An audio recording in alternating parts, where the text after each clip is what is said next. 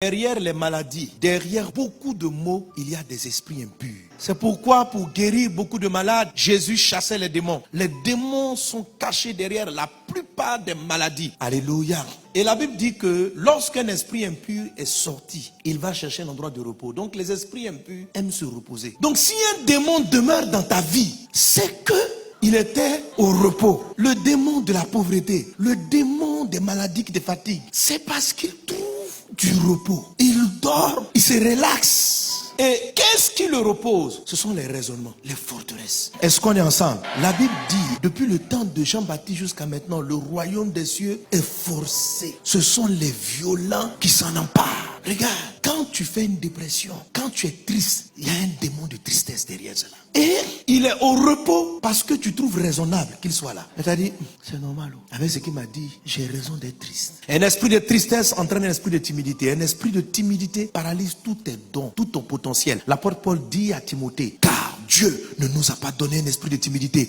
mais un esprit de force. Tout ce qui n'est pas la force, toute personne qui manque de courage, qui manque d'audace, qui a des idées qui ne les exprime pas, qui a des dons qui ne les exprime pas, ça ne peut être une possession où les démons t'agitent, mais il y a un démon qui trouve du repos dans un système de pensée où tu justifies ton caractère timide. L'esprit de timidité est un esprit muet. Un esprit muet, quand le temps arrive de déclarer ce que tu vas déclarer, tu ne vas pas déclarer. Quand le temps arrive de parler la parole de la foi, tu ne parleras pas la parole de la foi. Tu seras toujours paralysé et il va t'empêcher de manifester les choses que Dieu t'a données. Est-ce qu'on est ensemble? Tu dois te révolter. Je suis en train de te dire que quand une maladie est dans ton corps, la Bible dit par ses meurtrissures nous avons été guéris. Tu ne dois pas donner du repos à la maladie en étant là, c'est ma maladie. Quand tu dis c'est ma maladie, ça veut dire quoi c'est ma maladie? Parce qu'il n'y a aucune maladie dans le Christ. Dieu ne t'en personne. Donc Dieu peut pas donner la maladie. Mais dès l'instant où tu finis par lui trouver une excuse, ça s'appelle un raisonnement. Un démon trouve du repos lorsqu'il arrive à exprimer sa nature sans que personne ne lui dise que c'est pas bon. Lorsqu'un homme est méchant et puis il estime qu'il a le droit d'être méchant, le démon trouve du repos parce qu'il est là pour être méchant. L'esprit de la calomnie trouve du repos chaque fois que tu es en train de commérer, de faire des commérages sur des personnes. Tu dois te révolter contre tout ce qui est contraire à la parole de Dieu. Alléluia. Le combat spirituel ne doit pas être fait selon la chair.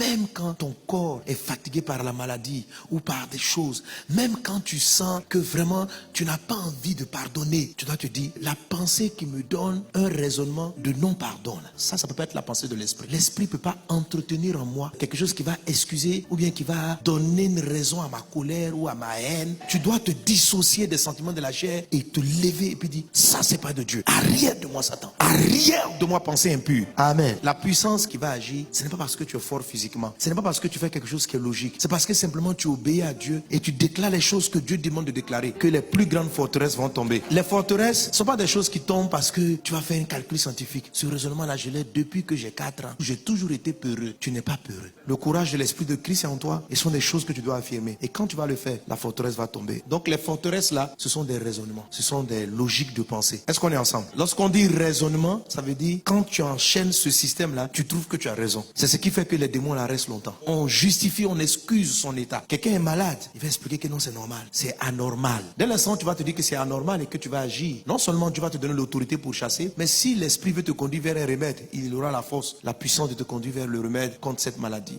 Il y a des vérités que Dieu te donne, mais le raisonnement là t'empêche d'accepter cette vérité. La Bible dit, si tu te mets en colère, que ta colère ne dépasse pas le soir. Il y a beaucoup de gens qui ont dormi hier nuit avec une colère. Et il y a une raison que tu utilises pour justifier pourquoi tu as dormi avec la colère. Tu expliques d'une manière logique. Est-ce que tu sais que derrière cette raison se cache un autre démon qui n'a rien à voir avec ta colère? C'est celui-là qui fait que tu as mal aux yeux. Il est venu s'asseoir et il te donne des problèmes d'yeux. Tant que tu vas continuer à dire que tu as raison de dormir avec ta colère, tu continueras d'avoir ces problèmes d'yeux. Quand les forteresses sont assez hautes là, même quand on prie, tu tombes pas. Oui, sérieux. Il y a des gens qui sont, ils savent pas qu'il y a des démons. Ils savent pas que c'est les démons qui les mettent en retard. Ils savent pas que leurs affaires ne marchent pas parce que c'est un démon. Il y a un démon qui garde tous tes produits. Tu as des belles idées. Il y a un démon de pauvreté qui te poursuit et il est caché derrière une raison. Ce sont tes paroles. Dieu dit change ton langage. Tu parles toujours très mal aux gens. C'est un démon de mal parler qui est derrière ta langue. Et quand tu dis mais pourquoi tu as parlé, tu donnes la raison. C'est parce que l'esprit est venu s'établir.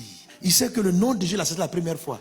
Et il a mis, la Bible dit, et des hauteurs. Donc la présence, l'onction dans la salle n'a aucune incidence sur ces personnes. La maladie ne part plus, la maladie est établie. Ils arrivent au programme, on prie pour les malades et il fait faire guérir.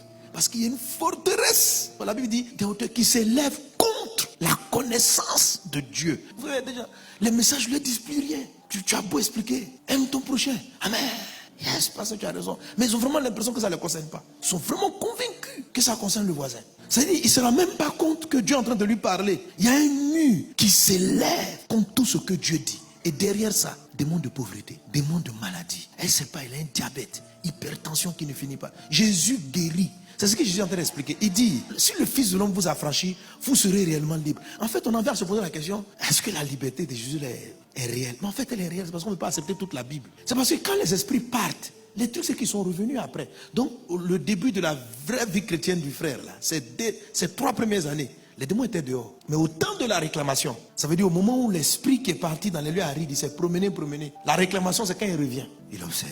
Il voit quelqu'un qui ne prie pas. Il voit quelqu'un qui n'accepte pas la parole de Dieu. Il voit quelqu'un qui est un peu léger. Une maison vide. Et puis elle est ornée. Il dit yes. Mais ce gars-là est dangereux. Toujours, il fréquente les églises. Il est toujours au rang de prière. Ça, je ne dois pas rentrer encore moi seul. Je vais faire un plan. Et il repart. Quand il trouve un démon de son même niveau, il dit non, pas toi. Un démon inférieur à lui, pas toi. Il va chercher le costaud. Il dit, toi là, tu as quoi? Moi, tu m'appelles diabète degré temps. Toi, moi, c'est myopie. Et toi, je m'appelle pauvreté excessive, galère. Et toi, destruction d'entreprises et de projets. Et toi, jusqu'à 7. Les gars, venez. Et ils s'en vont. Et ils rentrent. Et ils s'installent dans une maison. Les murs de la maison, là, est-ce que la Bible appelle les forteresses? C'est constitué de quoi? De raisonnement, d'explication, de justification de ce qu'on n'aurait pas dû justifier. Des murailles d'orgueil. De moi, ça fait 20 ans que je suis dans la chrétienté. C'est nous, on a bâti ici. Derrière ta raison, là, Satan domine ta vie. Est-ce que toi-même, tu vois pas, quand tu fais le bilan de ta vie, est-ce que ça ressemble au travail de Jésus? Ça fait 10 ans que tu es dans l'église. Est-ce que tu ressembles à quelqu'un que Jésus visite? Quelle est cette vie-là? La Bible dit, vous reconnaîtrez un esprit à son fruit. Est-ce que le fruit, c'est-à-dire le résultat de ta vie, ressemble au travail du Christ? Tu dis que tu es dans une épreuve, tu es sûr. Alors, la révolte là, c'est nous révolter contre des systèmes de pensée qui justifient les mauvais fruits de nos vies, qui justifient nos colères, qui justifient pourquoi tu déprimes. Qu'est-ce que tu donnes comme raison valable à la pauvreté? Non, mes affaires ne marchent pas parce que mon papa ne m'a pas aidé, mon oncle. Tu es fâché contre ton oncle. C'est ça ta raison de pauvreté. Le démon est caché derrière ça. Que oui, j'avais commencé une affaire avec un tel et il m'a escroqué. Et depuis là, tu lui en veux. Donc cette raison-là, c'est suffisant. Et il se cache derrière en te faisant demeurer dans la pauvreté. Il faut continuer à raisonner. Tu dois être capable de dire non, ma vie ne dépend pas de ce monsieur. Ma vie dépend de Christ. Qu'il ait pris mon argent ou pas, j'ai fait une erreur. J'ai demandé à Dieu pardon, mais je dois avancer. Je refuse. Il faut que tu avances. Amen. Tes pensées ne sont pas les pensées de Dieu, mais celles des hommes. Autrement dit, Satan s'est caché derrière un raisonnement logique humain. Mais Jésus a détecté que derrière la logique de Pierre, qui est en train de lui dire, va pas à la croix, se trouve Satan. Mais lorsque Pierre a parlé, c'est pas qu'il est tombé comme ça agité. Et puis quand je lui ai dit arrière de moi Satan, Pierre n'est pas tombé. En fait, le diable et ses effets étaient cachés derrière une logique, derrière une manière d'analyser les choses. Comment vous distinguez qu'il y a un système de pensée qui n'est pas celui de Dieu? Comment on reconnaît un faux prophète ou un esprit? Par son fruit. C'est quoi le fruit de l'esprit? C'est la paix. Donc s'il y a un système de pensée qui crée en toi quelque chose qui trouble ta paix, c'est un démon. En tout cas, il y a un esprit qui te parle. C'est-à-dire, une fois que tu es là, et si ça t'arrive, attention, hein, la maladie là, le mal là, c'est à moi-même qui veut venir comme ça. Mais tu dois t'arrêter. Puis te tenir devant cette pensée-là. Et puis crier comme Jésus. Pierre l'a pris en aparté. La Bible dit, Jésus s'est retourné, il a regardé le public et puis il a tourné. Arrière de moi, Satan, sors de cet homme. Tu dois crier, tu dois être fâché. Quand tu entends ça, tais-toi.